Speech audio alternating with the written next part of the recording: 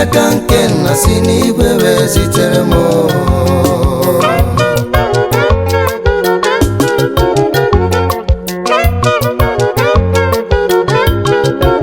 Ezi nwanyị nwere obi nke dị ya,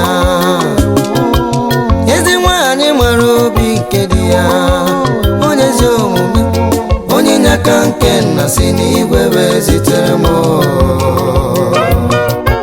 Otu ọ dị,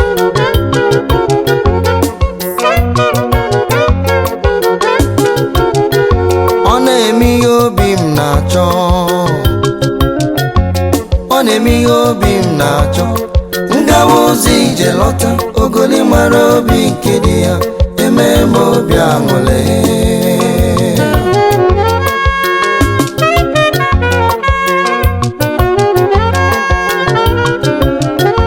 Ọ na-eme ihe obi m na-achọ, ọ na-eme ihe obi m na-achọ. Ngawa ụzọ ije lọta, ogoli mara obi nke dị ya, eme m obi aṅụrị.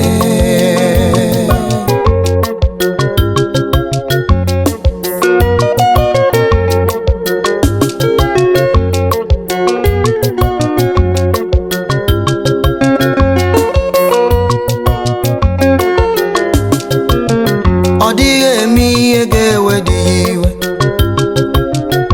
ọ dịghị achọ ihe ga-ewe dị iwe. O mee misteki mee, ọ ga-esekpuru ana were ọ dị ya mgbaghara. Nwanyị mmụọ Chineke na-achị, ọ bụ ihe a ka eji mara ya. Ọ dịghị eme ihe ga-ewe dị iwe ma ọlị, ọ dịghị achọ ihe ga-ewe dị iwe. O mee misteki mee, ọ ga-esekpuru ana were ọ dị ya mgbaghara. Enugo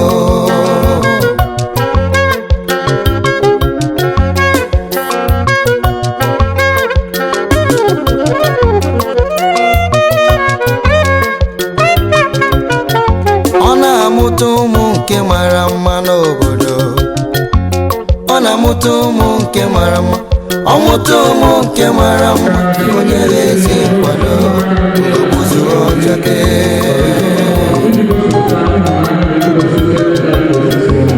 Ọ na-amụta ụmụ nke mara mma, ọ na-amụta ụmụ nke mara mma, ọ mụta ụmụ nke mara mma, onye ezi nkwado n'okpuru ọjọke.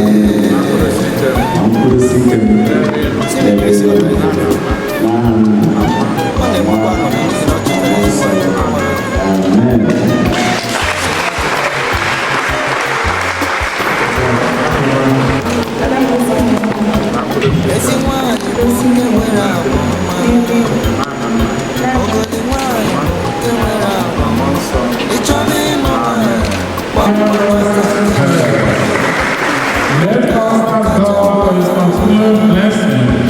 upon this brand new and bride, then I shall sing glorious. Holy Father, Creator of the universe, Maker of man and woman, in your light and source of blessing for our life, we humbly thank you, Lord, for this bride. Who today is entering with her husband, so that they can together rejoice in the giving of marital. May they be noted for their good manners and parents be able to thank you. Lord, may they go thanks you. Benachis, Owin, Achikaraka na Sima, Bidi Moton Guku. Karakon za sahini tama chitawezi bonye. Amaka mankesi na kachi mweke waja. Ame gutime kwa ome kwa stadere. Anzi kangozi ya bara yoda. Karabi na mwenye nka alo no basta. Njika kwa ono. Bige wetu vene hanine kiti.